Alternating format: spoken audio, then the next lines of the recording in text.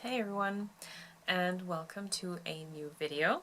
Today I want to do a video response to a hashtag that's been going around for a while, and it's called the hashtag No Disclaimers Tarot. I saw that one on Amy's channel from Strength Reversed, and I believe the original is from Katie Flowers, so information in the description box, as well as the questions. And let's just get right into it. Okay, what trends, tropes, and tarot annoy you the most? Okay, there is one thing that's trending, but it's not from the members of the tarot community. It's actually from the people who sell tarot decks, and that's all these fake decks that are going around. Because every mass market deck under the sun that we know nowadays, and even a lot of indie decks, are being reproduced as knockoffs and fakes, and they're being sold on Amazon, eBay, Etsy, you name it, like all the big stores online, and they're really not holding back. Like every deck that's in some way popular, whether it's tarot, oracle, they will reproduce it, whoever they are.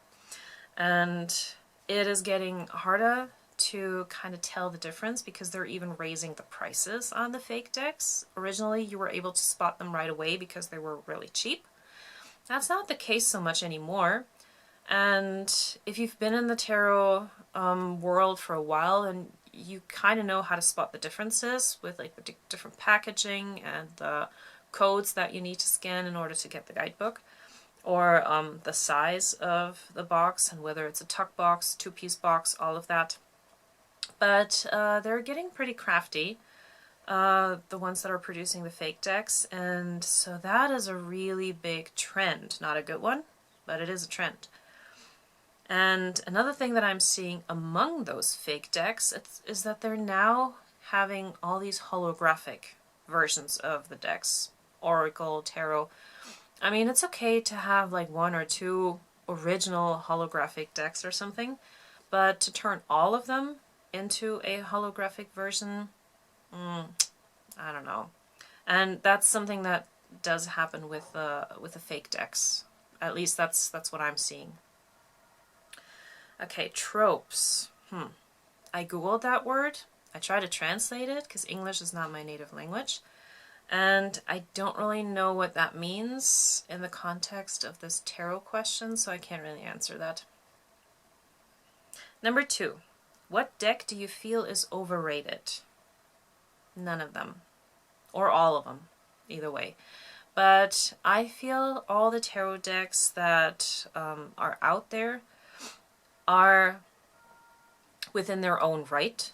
And I'm glad that we have this variety of decks because, I mean, what really is overrated? Just because I like a specific art style or specific decks with certain themes, topics, whatever, because I read with them very well, that doesn't mean that someone else has to have the same experience with the same decks. And if we all had the same taste, then there would be one deck out there, maybe two, or one for each category, a Marseille, the RWS, and the Thoth, and that would be it. But because our tastes are so different, that's why we even have a tarot industry. And that's why we have many creators who come up with new decks all the time, so that we can find something that is perfectly suited to our personal taste. And in that sense, I would never call any deck overrated or underrated or anything like that. What I do think is overrated is when someone is selling a deck, especially out of print ones, and are trying to sell them for, I don't know, 5-10 times of what the original price was. And I guess in that sense, a deck is only worth as much as someone is willing to pay for it. But I think trying to get like a massive amount of money for a deck, that would be overrated for me, because I don't know if any deck is worth that much. Okay, one example of that would actually be the Past Life Oracle by She Who Shall Not Be Named. You know who I'm talking about. And that Oracle deck is, of course, out of print. All of her decks have been discontinued, unless they were by Radley Valentine, then they had like a makeover.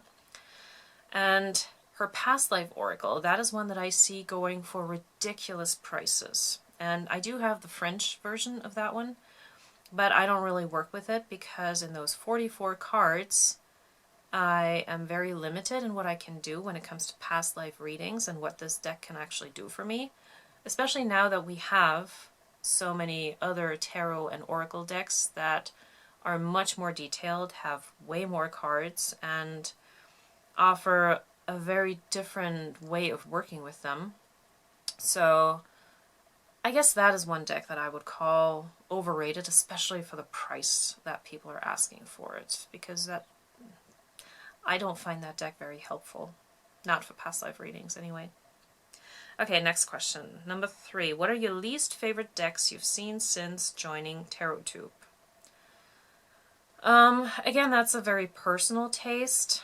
I can just say that the ones that I enjoy the most are comic book style decks, which is a lot of the Los Scarabeo decks. I do like collage decks every now and then, and some of the decks that are done with pre-existing artwork are really nice. But of course there are some decks that are just not my personal taste, and I'm not going to buy them. One deck, I can give one example. Okay, Amy actually owns that deck. It's the Gustav Klimt tarot. And even back in high school in art class, I never warmed up to his artwork, and so that is one deck that I would not buy because I just don't have any emotional connection to his paintings. And therefore, that deck wouldn't do anything for me. But that is a very personal taste. Number 4. What is one card that has ruined a deck for you? Bless you. My other cat is still sneezing. Okay, one deck that I had was the Art Nouveau Tarot by Los Scarabeo. And the Devil card in that deck looks like Tommy Lee Jones dressed up as the Joker from Batman. And it does not match the rest of the deck at all. Not at all. And once you see it, you cannot unsee it. And it's like having a deck of cards with, like, playing cards with having an actual Joker card in there. It just doesn't work for me. It's disruptive, and I can't really get into that. What else? Number 5. Which out of print deck do you wish was still in print? For me, Los Scarabeo being my favorite publisher, I think I would love to be able to look at some of the older Los Scarabeo decks that are not in print anymore and just play with them and see if I like any of them, whether it's the Michelangelo Tarot or even the Olympian one, or yeah, some of their older decks. And I think that would be quite fun. Also to see how the decks have evolved over time from that one publisher. And otherwise, the one unicorn that I always had, the Tiltwig Tarot, that one came back in print after a while, and I got the second edition. Now it's out of print again. And I also got the Fallen Angels Oracle by Nigel Suckling. That one came back in print as well. So for me, there's not really any specific deck out there anymore that I'm searching for. So I have all of my out-of-print deck wishes fulfilled. So, yeah. I don't know. There's not really anything that I have on my wish list currently. Number 6. What are some of your tarot and TarotTube pet peeves? TarotTube. I guess whatever I don't like, I'm just not going to watch. So I can't really say that there are any pet peeves in TarotTube. And with tarot... Oh, one thing that I definitely don't like, and that goes back to this whole fake deck thing, is also rip-offs. And that's like fan art decks. Because whether it's Harry Potter, Sailor Moon, Avatar, Airbender, all of those decks, like none of them are officially licensed, but people are creating those decks, even if it's just fan art, but those characters are licensed, they're trademarked, and so if you want to use them, you would actually have to go through the process of contacting the company who owns the rights to these characters and stories, and you would have to pay a lot of money to be able to use them, or like from your profit you would have to turn over a lot of that profit to whatever company owns them. And to see people take these things and just commit copyright infringement and stealing someone else's intellectual property for their own personal gain is something that I'm not okay with. And I will never buy any of those decks. And therefore, that for me falls into the same category as fake decks. So if we say that knockoffs are not okay, then this is also not okay, and it shouldn't be praised or purchased or celebrated or anything like that. You know, if you want to create a deck, create your own world, your own characters. Or if you want to do one, then make sure it's officially licensed.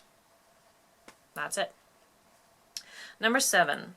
What are some decks that you feel should have more recognition? I don't know if there's really any deck that I would say needs more recognition, because I think the decks that are meant to be in our collection, we will eventually find them. And TarotTube is a really good opportunity to look at all these different decks, to have them showcased in people's videos, flip-throughs, reviews, whatever. And therefore, we can just go window shopping on YouTube pretty much, and we will eventually find what we like. And yeah, I don't really think any deck is getting not enough recognition. If it does, then it's poor marketing, I guess. Yeah. And the last question, what are your thoughts on negative reviews?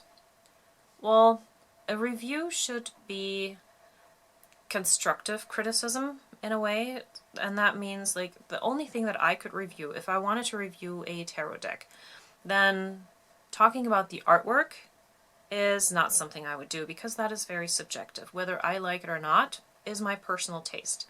What I can talk about is the product quality, the production value. For example, the cardstock. Are the cards really flimsy? Are they sturdy? Is the cardstock chipping when you shuffle the deck? Are the cards so glossy that they are so slippery you can barely hold on to them? Or are they sticking together and when you break them apart you kind of rip the pictures off? These things. Like, that is something that can be talked about in a review, should be talked about, especially if other people consider buying a deck and wondering if they should spend their money on it or not. So that is the only thing that I would ever talk about in a review, is how that deck is manufactured. And maybe if the guidebook, if there is one, is giving good enough information or barely any information. So yeah, those are things that I would put into a review. But I would never criticize the artwork or what the creator was thinking when they created this deck, the reason for creating it. I would never criticize any of that, because that is very personal to the creator, and whoever likes it, whoever doesn't is not going to buy it. And that's actually all the questions. Okay. Well, if you've made it this far, Thank you for spending some time with me, and I hope to see you again in another video. Bye!